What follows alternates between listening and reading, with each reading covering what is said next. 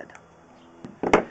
Good afternoon, this is Jeff with Sewer Tech Northwest. We're at 1388 Hillendale Drive, Southeast here in Salem. We are located at the back of the house. We're checking the overall condition and serviceability of the sanitary sewer line. So right now we're 92 feet out at the main lateral connection. My dang monitor, not sure what just happened there. Went into a shutdown mode for no particular reason. So anyway, I'm hoping that first video file saved. Either way, we'll get a reverse pullback video here. I've gone out there and tried to locate a couple different times to no avail. And real quick, right here, you've got a little bit of wear and tear in the flow line because you're at the base of this drop. And you are wearing here, but that does not appear perforated, although we're going to take a look overall throughout the entire sewer line. That is an obvious wear and tear area that is getting a little bit beat up by the fact that it's at the base of a hard drop. That's where the water hits with most of its oomph. We're going to see how the entirety of this thing looks here as we come back in. We're in transite concrete right now, 4-inch diameter. And that end section out there has got some darkness and murkiness to it, and similar thing here. So if you look at that pipe joint there and you see the substance coming through it, this is not regular concrete that's grouted. It's transite. It has asbestos fibers in it rather than aggregate rock. And the joints are not grouted, they are fern-coat, which is a rubber sleeve that joins the two together. So older concrete, when you have substance protruding through, sometimes it can be pipe grout. With transite, when stuff is coming through it, it is undoubtedly exposed to the ground. And that's dirt that's starting to come through these joints here. You know, in the immediate, it doesn't do a lot to affect functionality. That's not the kind of thing there that leads to blockages. But what it does, generally speaking anyway, is progressively, as groundwater seeps through, have that same substance coming through it. That one, by and large, appears to be intact. But as joints start to wear out and get exposed to the ground, it generally speaking causes hydro erosion. Water, groundwater, and dirt start to come through the pipe joints, and it causes the support underneath the pipe to erode out from underneath it. Now this was a spot here when you were advancing out. I was trying to figure out what was going on here. I was hoping it was just some debris in the flow line, but it does appear you've got at least a belly there. We'll see if anything else is going on. I'm hoping I can at least locate at this spot. I had no luck locating out the main lateral for whatever reason. I walked up and down the main road as well as the street in front of the house and did not pick up any signal. Alright, got it located this time around, and I'm doing a little bit of guesstimation here as far as the foot counter goes. We were at 92 feet at the main, so we're approximately right around the 63-foot mark. And we are going out to the main road. So as you look at the home from the street, looking at the front door, line shoots out the back, hangs a left-hand turn, and runs out to the main street to the left of this house. And where we were sitting here, you'll see a fluorescent pink X markings on the ground. Just to the side of the roadway is where that's at.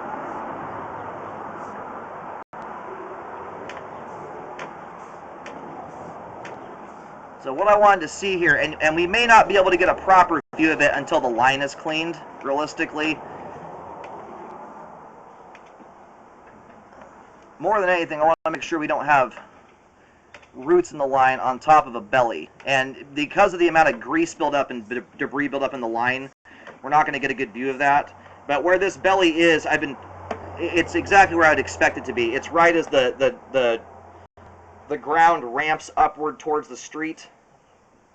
It's a common location when you have that kind of configuration. You're kind of down below grade. So given the distance this is from the house here, unless there is a root intrusion in the line there or something of that nature, it's not an ultra concerning section. It's because of the distance it is from the house. But you've also got the coupled issue of you've got transite concrete joints there going out into the road that are compromised. You've got a couple in the flattened out area, and then also some after the hard drop, just prior to the main lateral, where the pipe is really murky and dark. That's an indicator that groundwater is seeping through. When you get back into this section here, there's a stark difference in the coloration of the pipe. You don't have that same scenario going on. And so what I generally recommend in cases like this, because there's still slope and grade there, is to do an epoxy liner to update it. It behooves you to get ahead of these things nowadays with those trenchless repairs, because if you let these lines sit for too long, and predicting when they'll fully wear out is impossible. They all do it at a different rate. But if you leave a line long enough to sit there and just suck dirt through it, what you can run the risk of is the line settling so badly you can't do a trenchless update any longer. And you're looking at a significantly more expensive repair, especially on a main road like that. It's not one you want to go messing with if you can help it. So given the fact you've got a belly here, you know, the belly I'm not as concerned about, but you've got a conjunction of issues going on.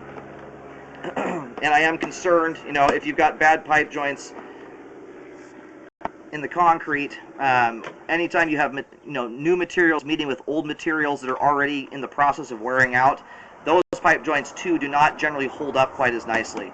And so I'm more concerned about the longevity than I am the belly. The distance that is from the house there, it's a belly that's, you know, it's right around my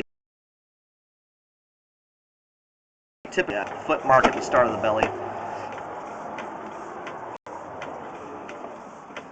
So where I typically start to recommend repairs on bellies is once you've got about a 5-foot section of pipe with at least an inch of standing water in it. That's with no water running at all.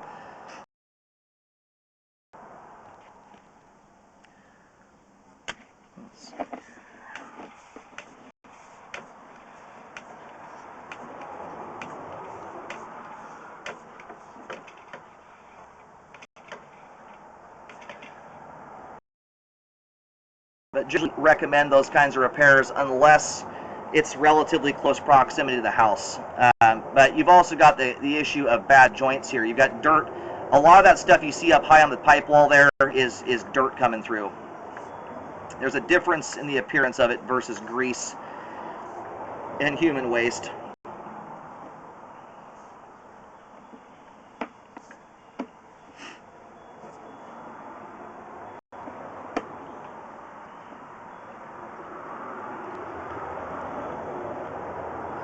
Anyway, this one's in the ballpark of the, and I apologize, I'm terrible at math here. I'd have to do this at a different time, but I'm not good at doing math on the fly.